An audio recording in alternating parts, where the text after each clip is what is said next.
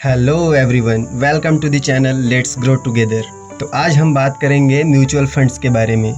Mutual funds आपके पैसों को इन्वेस्ट करने का एक बहुत अच्छा तरीका है। अक्सर आपने लोगों से सुना होगा कि म्यूचुअल फंड सही है। लोगों से नहीं तो एडवर्टाइजमेंट में तो ज़रूर सुना होगा। तो इस वीडियो में हम समझेंगे कि म्यूचुअल फंड्स होता क्या है, वो काम कैसे करता है, म्यूचुअल फंड्स कितने प्रकार का होता है, फिर आप डिसाइड करना कि आपको कौन से म्यूचुअल फंड्स में इन्वेस्ट करना चाहिए। और ये सब समझने के बाद हम जानेंगे कि म्यूचुअल फंड्स में इन्वेस्ट करने के लिए आपको जाना कहाँ पड़ेगा। So let's get started. What are mutual funds? Mutual funds होता क्या है? म्यूचुअल फंड्स एक ऐसा फंड है जिसमें कई तरह की सिक्योरिटीज जैसे स्टॉक्स, बॉन्ड्स एंड कैश में निवेश किया जाता है। Mutual funds are managed by a professional investment manager. मतलब कि म्यूचुअल फंड्स को एक प्रोफेशनल इन्वेस्टमेंट मैनेजर मैनेज करता है, जो ये डिसाइड करता है कि आपका पैसा कहाँ इन्वेस्ट होगा। एग्जाम्पल के लिए एक म्यूचुअल फंड का नाम है Nifty 50 index mutual funds. Nifty 50 index mutual funds या और किसी म्यूचुअल फंड्स को जानने से पहले हम समझते हैं कि म्यूचुअल फंड्स काम कैसे करता है। How do mutual funds work?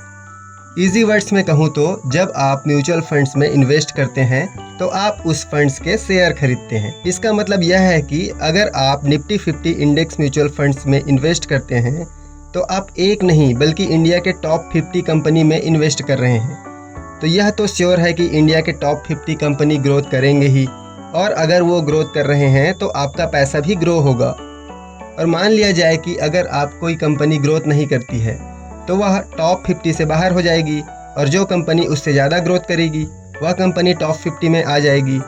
इसका मतलब यह है कि आपका पैसा जो भी कंपनी टॉप 50 में होंगी उसी में लगा रहेगा।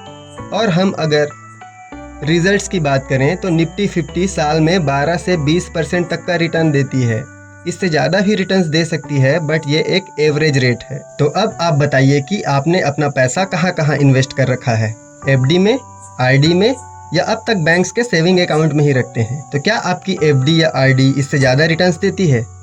एफडी जनरली 7 to 8% का एनुअल रिटर्न्स देती है, और आपके पैसे को डबल होने में 9 से 10 साल लग जाते हैं। और आरडी जनरली 6 to 7% के बीच रिटर्न्स देती है। इसलिए कहा जाता है कि म्यूचुअल फंड सही है। तो इस वीडियो के लास्ट में मैं आपको कुछ ऐसे म्यूचुअल फंड्स के बारे में बताऊंगा जो 20% से भी ज़्यादा रिटर्न्स देते हैं। इसका मतलब स्किप करके वीडियो के लास्ट में नहीं जाना है, पूरा समझ लीजिए, क्योंकि investments in securities are subject to market risk. The value of return on investment may vary because of changes in interest rates, foreign exchange rates और एनी अदर रीजन। रिस्क को समझने के लिए हमको सबसे पहले टाइप्स ऑफ म्यूचुअल फंड समझना पड़ेगा। म्यूचुअल फंड्स जनरली 4 टाइप्स के होते हैं। फर्स्ट है आपका इक्विटी फंड्स, सेकंड डेब्ट funds, third hybrid funds and fourth है इंडेक्स फंड्स। हमने जो शुरू में एक एग्जांपल देखा निफ्टी 50 इंडेक्स फंड्स, वो एक इंडेक्स फंड है। इंडेक्स फंड्स जनरली इंडेक्स में इन्वेस्ट करते हैं, जैसे कि Nifty and Sensex. Equity funds stocks में इन्वेस्ट करता है। इसमें जनरली रिस्क हायर साइड पे होता है, उसी के अकॉर्डिंग आपको रिटर्न भी हायर मिलता है। So higher risk higher return, risk है तो इश्क है। ये लॉन्ग टर्म इन्वेस्टमेंट के लिए सूटेबल होता है। सेकंड है डेब्ट फंड्स। डेब्ट मीन्स होता है कर्ज। डेब्ट फंड्स में अगर आप इन्वेस्ट करेंगे तो आपका पैसा ऐसे कंपनीज में इन्वेस्ट होगा जो कि कर्ज देता है, लोन देता है, लाइक बजाज फाइनेंस। इसमें आपको रिस्क तो कम होता है, लेकिन साथ ही आपको रिटर्न्स भी कम मिलता है। ये उन इन्वेस्टर्स के लिए ठीक है जो कि रिस्क लेना नहीं चाहते हैं और एक स्टेबल रिटर्न्स चाहते हैं। थर्ड है हाइब्रिड फंड्स। हाइब्रिड फंड्स एक इक्विटी फंड्स और डेब्ट फंड्स दोनों का एक मिक्सचर है। आप अगर हाइब्रिड फंड्स में इन्वेस्ट करते हैं तो आपका पैसा इक्विटी फंड्स और डेब्ट फंड्स दोनों में ही इन्वेस्ट होगा। इसमें बैलेंस्ड रिस्क और रिटर्न्स मिलता है। ये उन इन्वेस्टर्स के लिए अच्छा है जो एक मिक्स्ड ग्रोथ और स्टेबिलिटी दोनों चाहिए। म्यूचुअल फंड्स में इन्वेस्ट करने के कई बेनिफिट्स हैं, जिनमें से कुछ मैं आपको बताता हूँ। जैसे फर्स्ट है diversification. Mutual funds invest in A varieties of securities, means आपका पैसा बहुत सारे कंपनीज, स्टॉक्स या बॉन्ड्स में इन्वेस्टेड होता है। इससे आपके लॉस होने के चांसेस मिनिमम हो जाते हैं और ना के बराबर लॉस होने के चांसेस होते हैं। सेकंड है प्रोफेशनल मैनेजमेंट। म्यूचुअल फंड्स को मैनेज करने के लिए प्रोफेशनल इन्वेस्टमेंट मैनेजर्स होते हैं, जो उस चीज के एक्सपर्ट होते हैं और उनको पता होता है कि आपका पैसा कहाँ लगाना है। थर्ड रीजन है compounding of money. Compounding means होता है कंपाउंड इंटरेस्ट। आपको आपके पैसे पर मिलेगा compound interest. Compound interest means चक्रवृद्धि ब्याज। जैसे कि आपने 5000 रुपीज इन्वेस्ट किया, अगले दिन आपका प्रॉफिट बन के हो जाएगा 5020 रुपीज। तो 20 रुपीज जो प्रॉफिट जुड़ा है, तो थर्ड डे जो प्रॉफिट बनेगा वो 5000 रुपीज पे नहीं बनेगा बल्कि 5020 रुपीज पे बनेगा। हर दिन आपका जो प्रॉफिट है वो आपके प्रिंसिपल अमाउंट में जुड़ जाएगा और आपकी इंटरेस्ट रेट बढ़ती जाएगी।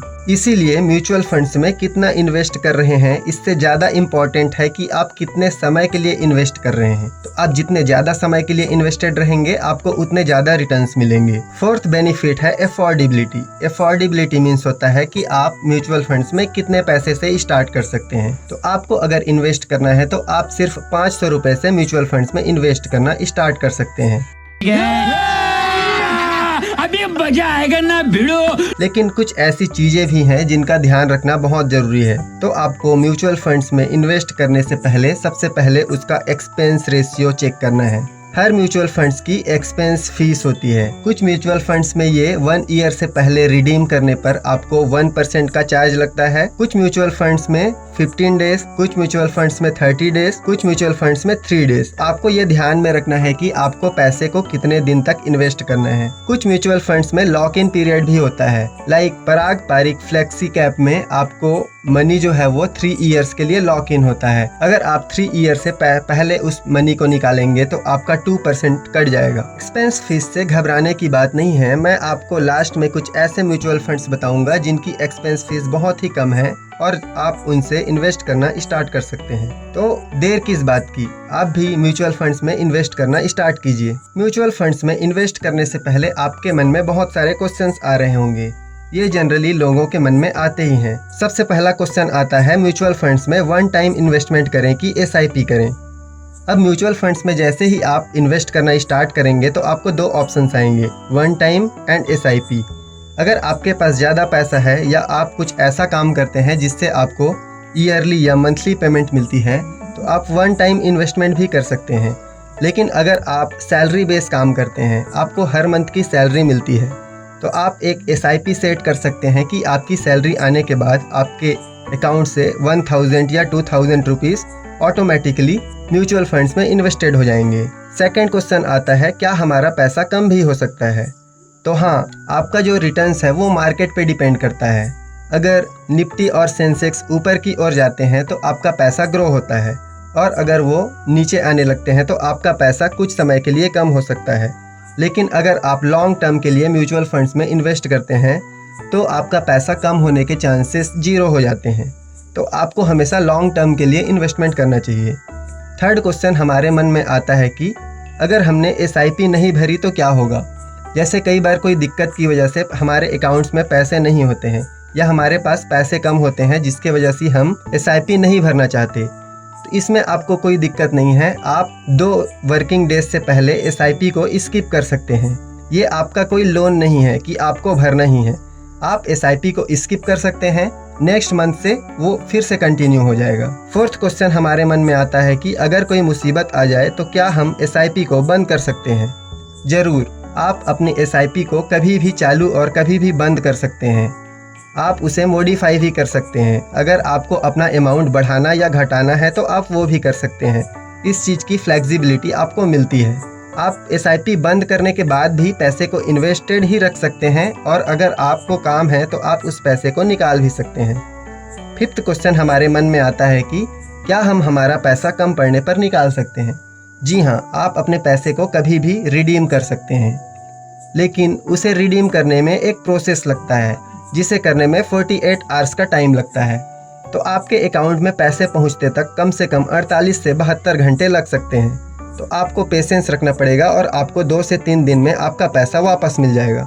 अगर आपके मन में और कोई डाउट है म्यूचुअल फंड में इन्वेस्टमेंट से रिलेटेड तो आप कमेंट कर सकते हैं, आपको 1 दिन के अंदर रिप्लाई मिल जाएगा। तो अब हम इस वीडियो को कंक्लूड कर लेते हैं। Mutual funds are a great way to invest your money. मतलब कि म्यूचुअल फंड्स एक बेहतरीन तरीका है आपके पैसे को इन्वेस्ट करने का। इससे आपको स्टेबल रिटर्न्स मिलते हैं। इसमें आपको वह सब मिलता है जो एक बिगिनर को इन्वेस्ट करने के लिए ध्यान में रखना चाहिए, जैसे कि डाइवर्सिफिकेशन। आपका पैसा एक साथ बहुत सारे कंपनीज में लगता है, जिससे आपके लॉस होने के चांसेस 0 हो जाते हैं। Second, professional management. आपका पैसा एक प्रोफेशनल मैनेजर मैनेज करता है जो कि उस फील्ड में ऑलरेडी एक्सपर्ट है। और मोस्ट इम्पॉर्टेंट थिंग, अफोर्डेबिलिटी। आप सिर्फ 500 रुपये से म्यूचुअल फंड्स में इन्वेस्ट करना स्टार्ट कर सकते हैं। तो जैसा कि मैंने आपको इस वीडियो के स्टार्टिंग में बताया था कि मैं आपको 5 ऐसे म्यूचुअल फंड्स बताऊंगा जो कि 20% से ज़्यादा रिटर्न्स देते हैं। तो सारे म्यूचुअल फंड्स तो 20% रिटर्न्स नहीं देते हैं, लेकिन अगर आप इस कॉम्बिनेशन में लगाएंगे, जिस कॉम्बिनेशन में मैं बता रहा हूं, तो आपको डेफिनेटली 20% से ज़्यादा रिटर्न्स मिलने लगेगा। हमको हमारे सारे पैसे को एक ही म्यूचुअल फंड में नहीं लगाना चाहिए। हमको हमारे 50% अमाउंट को small cap equity mutual funds में लगाना चाहिए, क्योंकि इनका रिटर्न्स हाई होता है और इसका रिस्क भी हाई होता है। हमको हमारे बचे हुए 25% फंड्स को इंडेक्स फंड्स में लगाना चाहिए और बाकी 25% फंड्स को हाइब्रिड फंड्स में लगाना चाहिए। एग्जाम्पल के लिए, अगर आप हर मंथ 4000 इन्वेस्ट करना चाहते हैं तो आप अपने 2000 को स्मॉल कैप इक्विटी फंड्स में लगा सकते हैं। 1000 को आप पारंपरिक फ्लेक्सी कैप हाइब्रिड फंड्स में लगा सकते हैं और बचे हुए 1000 को आप इंडेक्स फंड्स में लगा सकते हैं। अगर आपके पास 2000 रुपये हैं तो आप 5-500 करके डिवाइड कर सकते हैं। अगर आपके पास सिर्फ 500 या 1000 रुपये बस हैं तो आप इंडेक्स फंड्स में इन्वेस्ट करके अपनी इन्वेस्टमेंट जर्नी स्टार्ट कर सकते हैं। तो आई थिंक अब आपके सारे डाउट्स क्लियर हो गए होंगे, एक डाउट को छोड़कर, कि हम म्यूचुअल फंड्स कहाँ से करें। इसको जानने से पहले हमने जो अभी तरीका सीखा, ये एक रेगुलर तरीका है म्यूचुअल फंड्स में इन्वेस्ट करने का। अगर आपको स्मार्टर वे भी सीखना है म्यूचुअल फंड्स को इन्वेस्ट करने का, जिससे आपको और भी ज्यादा रिटर्न्स मिले, तो आप इस वीडियो को 50 लाइक्स कंप्लीट कर दीजिए। अगर इस वीडियो में 50 लाइक्स कंप्लीट हो जाते हैं तो मैं आपके लिए एक वीडियो लाऊंगा जिसमें मैं आपको कंपेयर करके बताऊंगा कि regular SIP versus smarter SIP में आपको कैसे ज़्यादा रिटर्न्स मिलते हैं। तो अब मैं आपको बताता हूं कि आपको म्यूचुअल फंड्स में इन्वेस्ट कहां से करना चाहिए। अगर आप एक सीनियर सिटीजन हैं या एक एजेड पर्सन हैं जिन्हें टेक्नोलॉजी का ज़्यादा नॉलेज नहीं है, तो आप बैंक्स में भी जाके म्यूचुअल फंड्स में इन्वेस्ट कर सकते हैं। हर बैंक्स के कुछ म्यूचुअल फंड्स होते हैं, जैसे मैंने आपको बताया निफ्टी 50 इंडेक्स फंड्स हर बैंक का अपना अलग अलग होता है। जैसे SBI निफ्टी 50 इंडेक्स फंड्स, तो आप स्टेट बैंक में जाकर भी आप उस फंड्स में इन्वेस्ट कर सकते हैं। ऐसे ही और कई रिलेटेड फंड्स हैं जो हर बैंक में उससे रिलेटेड होते हैं। और अगर आप यंग हैं, अपने स्मार्टफोन का स्मार्टली यूज़ करना जानते हैं, तो आप किसी भी ब्रोकर से एक डीमैट अकाउंट खोल सकते हैं, like grow, Kotak neo, angel one. अगर आप डीमैट अकाउंट भी नहीं खोलना चाहते, ये सब भी आपको झंझट लगता है, तो आप फ़ोन पे तो चलाते ही होंगे, फ़ोन पे ऐप के माध्यम से भी आप इन्वेस्ट कर सकते हैं। सो जल्दी से इस वीडियो पे आप 50 लाइक्स कंप्लीट कर दीजिए। उसके बाद मैं एक नया वीडियो लेकर आऊँगा जिसमें मैं आपको बताऊँगा कि एक स्मार्टर वे जिसमें हम SIP करके रेगुलर से ज़्यादा रिटर्न्स एक्सपेक्ट कर सकते हैं। उसके बाद हम सीखेंगे SWP के बारे में। आप में से कौन कौन SWP के बारे में जानते हैं, कमेंट करके ज़रूर बताइए।